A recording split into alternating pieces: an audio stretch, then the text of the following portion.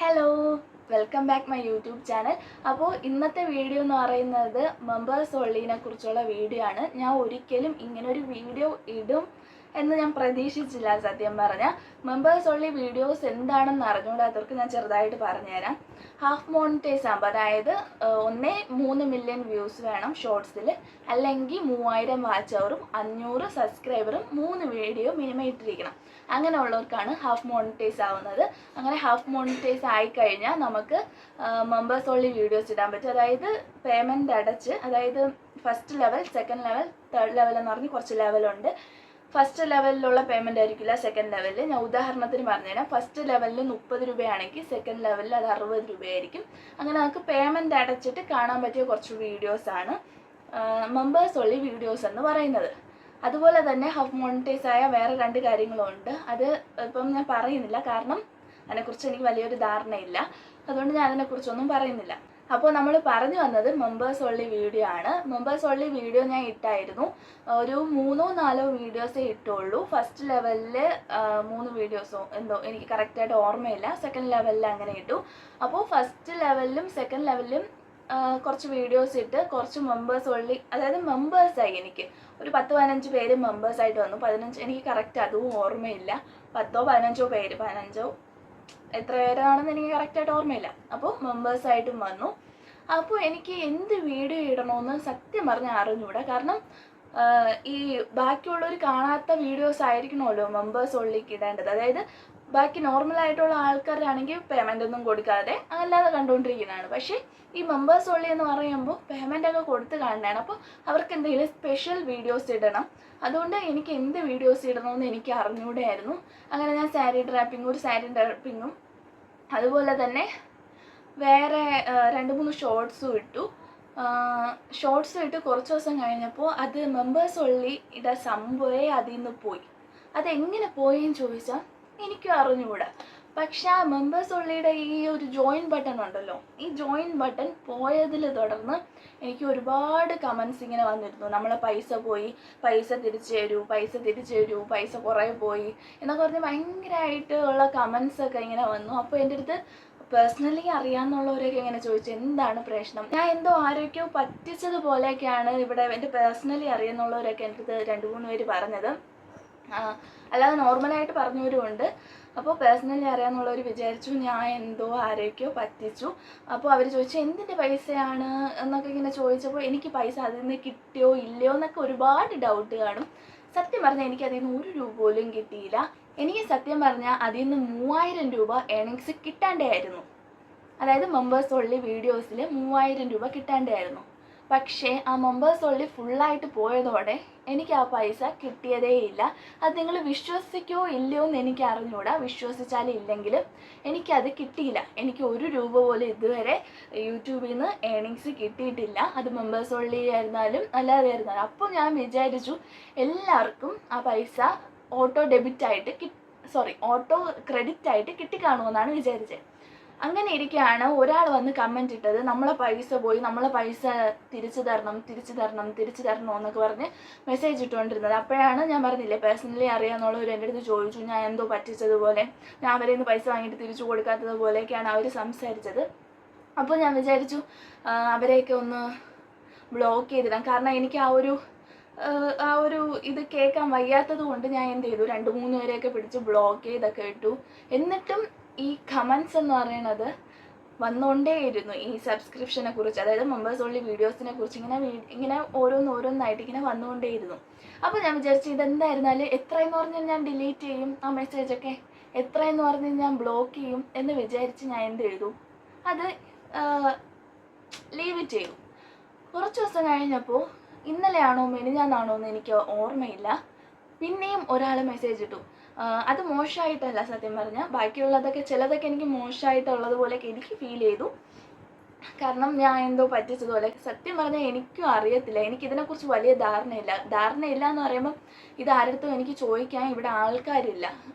ഒന്നത്തെ കാര്യം, ഇത് ഞാൻ ജസ്റ്റ് തുടങ്ങിയപ്പോൾ ആ ഒരു ക്രേസ് കൊണ്ട്, ഞാൻ പണ്ട് തൊട്ടേ ടിക്ടോക്കിലും അങ്ങനെയൊക്കെ ഉള്ളത് കൊണ്ട് എനിക്ക് യൂട്യൂബും കൂടെ വന്നപ്പോൾ കുറച്ച് സമയമൊക്കെ കിട്ടിയപ്പോൾ ഞാൻ യൂട്യൂബ് ജസ്റ്റ് തുടങ്ങിയെന്നേ ഉള്ളൂ. അല്ലാതെ എനിക്ക് അറിയാമെന്നുള്ളവരില്ല. അതായത് എനിക്ക് ഒരു അറിഞ്ഞുകൂടാത്ത എന്തെങ്കിലും കാര്യമുണ്ടെങ്കിൽ അത് ഞാൻ യൂട്യൂബിൽ സെർച്ച് ചെയ്യുകയാണ് ചെയ്യണത്. ഇപ്പോൾ ഒരുപാട് വീഡിയോസൊക്കെ ഉണ്ടല്ലോ, അതൊക്കെ കണ്ട് സെർച്ച് ചെയ്യുകയാണ് ചെയ്യണത്. അല്ലാതെ എനിക്ക് പറഞ്ഞു തരാനായിട്ട് ആരുമില്ല. അതുകൊണ്ട് തന്നെ ഞാൻ എന്ത് ചെയ്തു, എന്തെങ്കിലുമൊക്കെ പൊട്ടത്തരം പറ്റിയാലും കുഴപ്പമില്ല, എൻ്റെ ചാനലല്ലേ എന്ന് വിചാരിച്ച് ഞാൻ അങ്ങനെ ഇരിക്കും. അപ്പോൾ പറഞ്ഞു വന്നത് എന്തോ പറഞ്ഞു വന്നേ, അയ്യോ അത് ആ വിഷയം അങ്ങ് പോയി. ഇതാണ് പ്രശ്നം, എന്തെങ്കിലും സംസാരിച്ചുകൊണ്ടിരുന്നാൽ അത് വിഷയം തെന്നി മാറും. അപ്പോൾ പറഞ്ഞു വന്നത്, ഇന്നലെയാണോ മെനിഞ്ഞാന്നോണോ എന്ന് എനിക്ക് കറക്റ്റ് ഓർമ്മയില്ല. അപ്പോൾ ഒരാൾ മെസ്സേജ് അയച്ചിരുന്നു, ഇതേപോലെ ഇനി സബ്സ്ക്രിപ്ഷൻ വീഡിയോ, അതായത് മെമ്പേഴ്സ് ഉള്ള വീഡിയോസ് ഇനി വരുമോ എന്നൊക്കെ ഇങ്ങനെ മെസ്സേജ്. അപ്പോൾ ഞാൻ വിചാരിച്ചു, ഞാൻ അവരുടെ അടുത്ത് പറഞ്ഞു ഒരു വീഡിയോ ആയിട്ട് ഞാൻ ചെയ്യാമെന്ന് പറഞ്ഞു. അങ്ങനെയാണ് ഞാൻ ഈ വീഡിയോ ചെയ്യുന്നത്. അപ്പോൾ അവർക്കൊക്കെ ഉള്ള ഒരു മറുപടിയാണിത്. അതായത് എൻ്റെ മെമ്പേഴ്സ് ഉള്ളിലേക്കുള്ള മറുപടിയാണ്. ഫസ്റ്റ് എന്ന് പറഞ്ഞാൽ എനിക്കതിൽ നിന്ന് 1 രൂപ പോലും കിട്ടിയില്ല. ഞാൻ വിചാരിച്ചു നിങ്ങളുടെ അക്കൗണ്ടിൽ തന്നെ ഓട്ടോ ക്രെഡിറ്റ് ആവുമെന്നാണ് ഞാൻ വിചാരിച്ചത്. പക്ഷേ എനിക്കും 1 രൂപ കിട്ടിയില്ല, നിങ്ങൾക്കും 1 രൂപ പോലും തിരിച്ച് കിട്ടിയില്ല എന്നറിഞ്ഞപ്പോൾ എനിക്ക് ഭയങ്കര സങ്കടമായി. കാരണം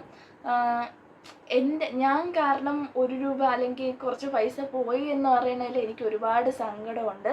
അതുപോലെ തന്നെ ഇനി ജോയിൻ ബട്ടൺ വയ്ക്കുമോ അല്ലെങ്കിൽ മെമ്പേഴ്സ് ഉള്ള വീഡിയോസ് ഇടുമോ എന്നൊക്കെ ചോദിച്ചവർക്ക് ഇനി ഞാൻ ഇടാൻ ഉദ്ദേശിക്കുന്നില്ല. അത് ഞാൻ ഓപ്പൺ ആയിട്ട് തന്നെ പറയുകയാണ്. കാരണം ഇനി ഞാൻ ഇട്ട് ഇതേപോലെ എന്തെങ്കിലും പ്രശ്നമായാൽ അതും പിന്നെ വലിയൊരു തുക നിങ്ങൾക്ക് നഷ്ടമാവും. വലുതല്ല, ഒരു 30 രൂപ ആയിരുന്നാലും അത് വലുതാണെന്നാണ് എൻ്റെ ഒരു നിഗമനം. അപ്പോൾ അത്രയും രൂപ നിങ്ങൾക്കും നഷ്ടമാവും, എനിക്കും കിട്ടൂല, നിങ്ങൾക്കും കിട്ടൂല, നിങ്ങൾക്കൊരു പ്രയോജനം ഇല്ലാതാവും, എനിക്കും ഒരു പ്രയോജനം ഇല്ലാതാവും.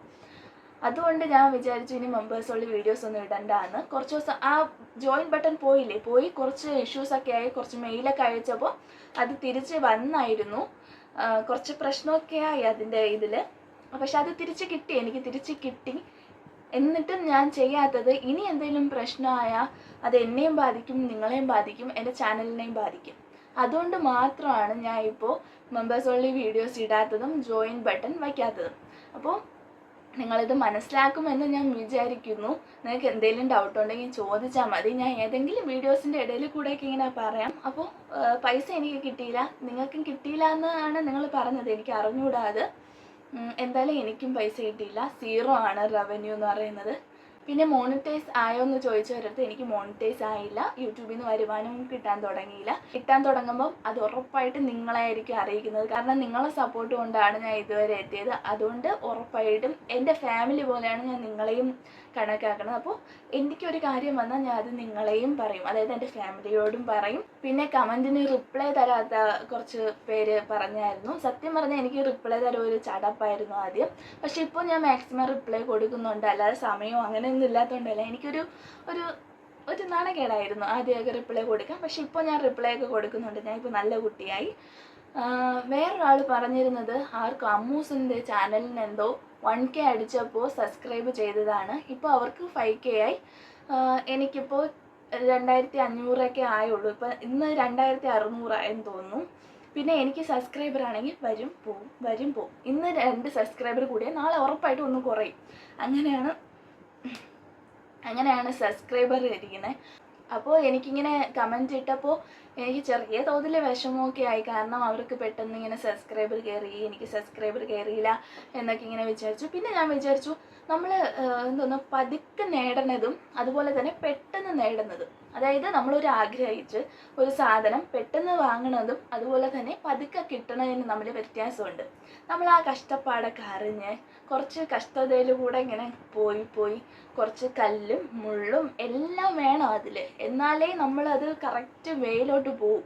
അല്ലാതെ പെട്ടെന്ന് നമുക്കൊരു കാര്യം കിട്ടിയാൽ അത് എത്രത്തോളം നിലനിൽക്കുമെന്ന് നമുക്ക് പറയാൻ പറ്റൂല. പതുക്കെ മതി എന്ന് വിചാരിച്ചു, പതുക്കെ മതി. എനിക്കിപ്പോൾ അതിലൊരു സങ്കടവും ഇല്ല. പിന്നെ നിങ്ങളാണ് എന്നെ ഇതുവരെ എത്തിച്ചത്, അതിന് ഒരുപാട് താങ്ക്സ്. അപ്പോൾ ഞാൻ ഈ വീഡിയോ വലിച്ചു നീട്ടാൻ ഉദ്ദേശിക്കുന്നില്ല, എത്ര മിനിറ്റ് ആയെന്ന് എനിക്ക് അറിഞ്ഞുകൂടാ. അപ്പോൾ ഓക്കെ, അടുത്ത വീഡിയോയിൽ കാണുന്നത് വരെ ബൈ.